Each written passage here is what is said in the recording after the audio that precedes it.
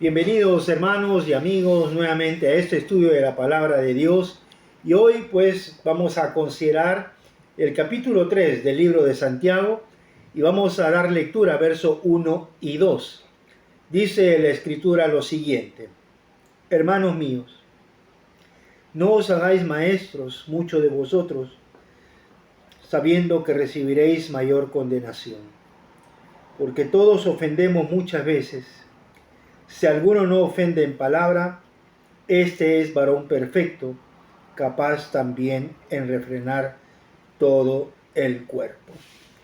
Entonces, en este pasaje, estos dos versículos, le hemos puesto como título, todos ofendemos muchas veces. Y este pasaje es un aviso de precaución a los que aspiran de algún modo ser maestro en la casa de Dios o fuera de ella también. Pero es una honra que debe considerar tres cosas fundamentales. Y empezamos con en primer lugar, el llamado del oficio. Versículo 1, la parte primera, dice: hermanos míos, no os hagáis maestros mucho de vosotros.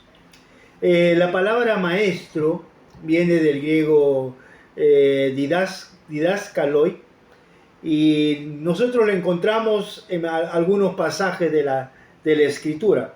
Por ejemplo, en Primera de Corintios, en el capítulo 12, el verso 28, dice lo siguiente.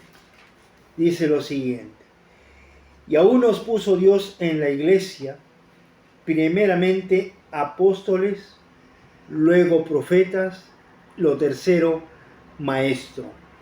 Entonces aquí el apóstol Pablo, escribiendo a Corinto, lo pone al maestro en tercer lugar. Primero vienen, dice, los apóstoles, luego los profetas, y lo tercero dice los maestros.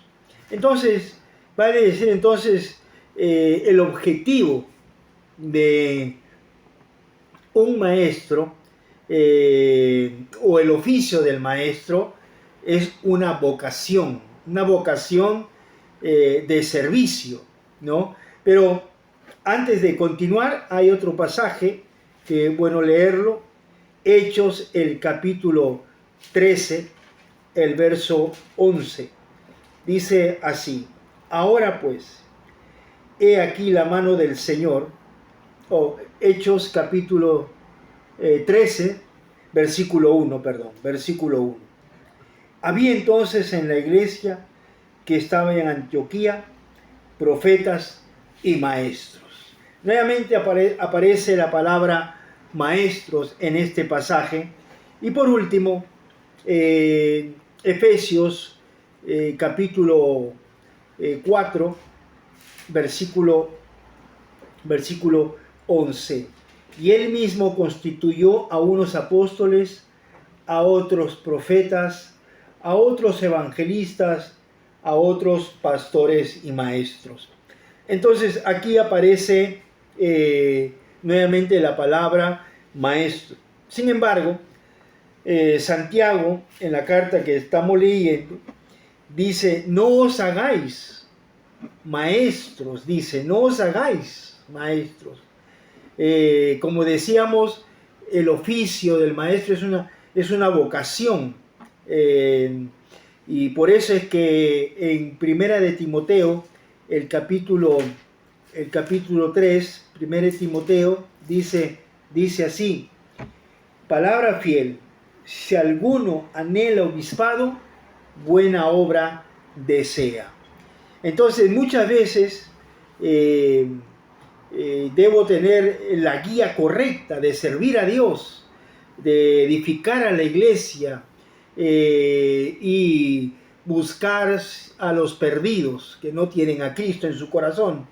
Entonces, sin embargo, en nuestros tiempos, erróneamente buscamos ser maestros para ser reconocidos o tener algún prestigio dentro de la iglesia. Por eso es que Santiago dice, no os hagáis maestros muchos de vosotros, porque quizá la gran mayoría que quería ser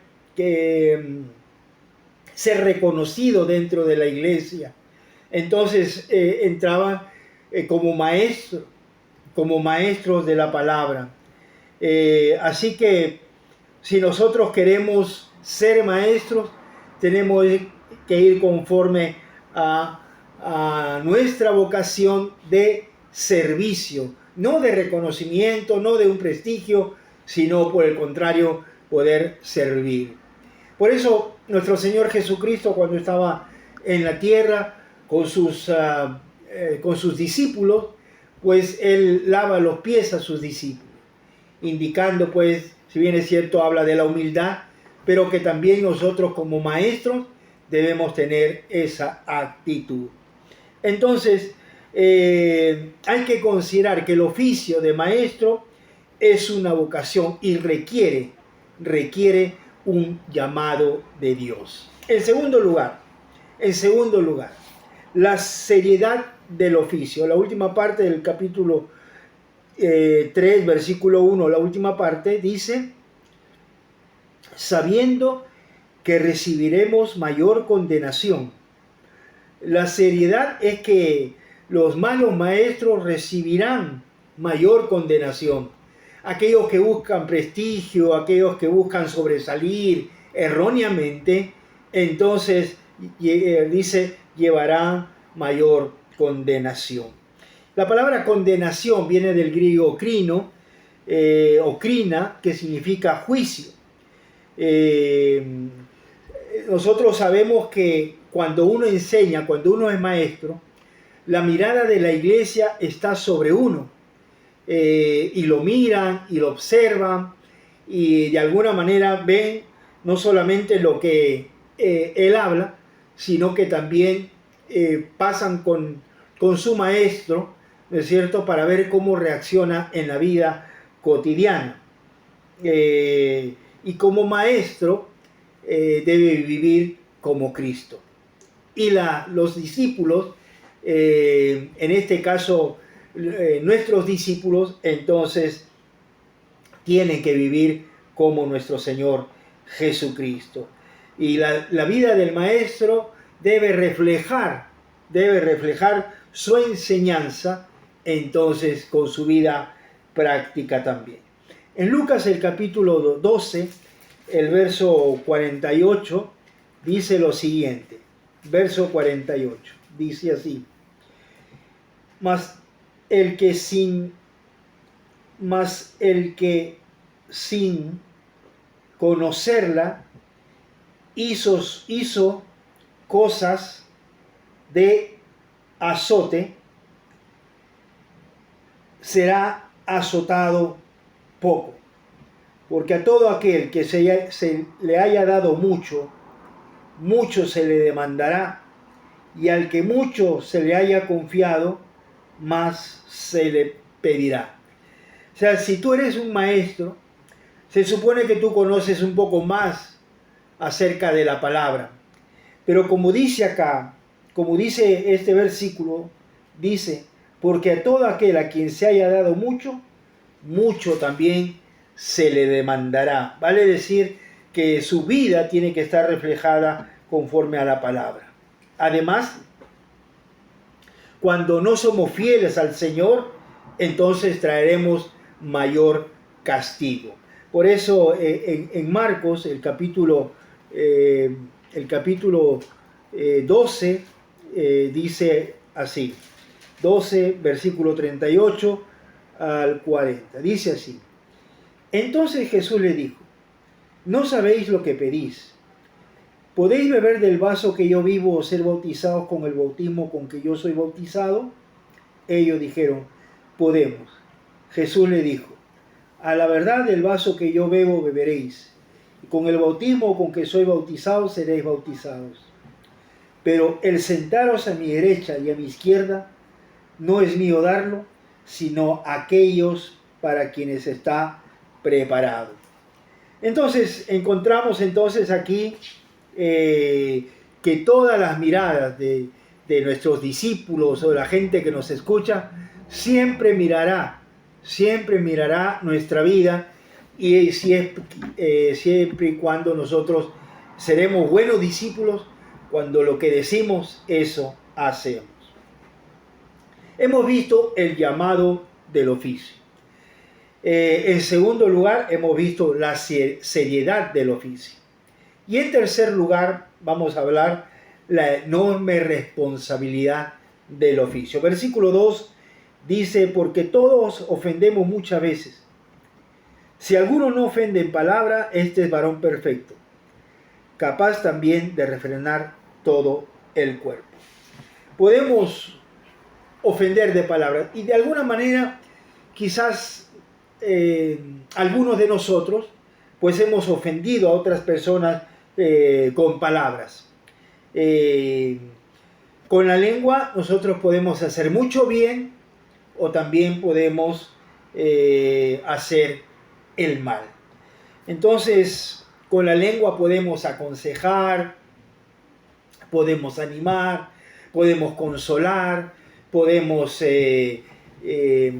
alegrar la vida del discípulo, pero podemos ofender, hacerlo sentir mal, hacerlo que se sienta en menos, puede también calumniarlo, de alguna u otra manera podemos nosotros ofender. Solo el poder del Espíritu Santo, solo por el poder del Espíritu Santo podemos nosotros controlar nuestra lengua. Pero antes de terminar, 3 aplicaciones muy rápidamente. La primera,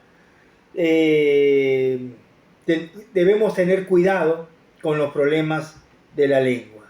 Debemos tener cuidado. En segundo lugar, debemos considerar el costo y la responsabilidad del oficio. Y en tercer lugar, la iglesia verá tu vida a través de la enseñanza, si tiene relación con tus hechos, tu propia enseñanza. Así que, hermanos, que podamos nosotros de alguna manera siempre evaluarnos si de repente he ofendido a alguien, de repente si he hablado mal de alguien, o de repente no he sabido llevar esa responsabilidad que Dios nos ha dado de una buena manera. Así que, hermanos, que Dios los bendiga a cada uno de ustedes, y nos vemos en el próximo video. Y no olviden, si de repente quieren compartir con un amigo o con alguien, usted puede compartir este video con algunas otras personas. Que Dios les bendiga a cada uno de ustedes. Bendiciones.